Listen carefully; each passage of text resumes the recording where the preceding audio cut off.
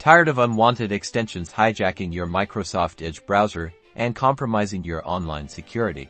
Today, we're showing you how to lock down your Edge extensions, preventing unauthorized installations and ensuring a safer, more controlled browsing experience. Let's dive in. First, we need to access the Group Policy Editor. To do this, click on the Windows Start menu and type in pdisk, then select Edit Group Policy to open the local Group Policy Editor. In the local Group Policy Editor, navigate through the following folders. Under Computer Configuration, expand Administrative Templates.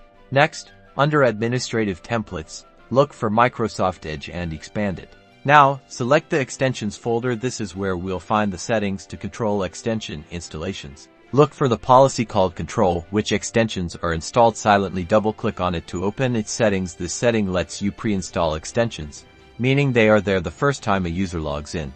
Next, find the Allow or Block Extensions policy. Double-click it to open the settings. This is where you can create lists of extensions to allow or deny for your users, giving you fine-grained control over what can be installed. Finally, locate the setting Prevent Extensions from Other Stores from being installed. Double-click it and enable this policy. This crucial step prevents users from installing extensions from outside the official Microsoft Edge add-in store, significantly reducing the risk of malicious or unwanted software.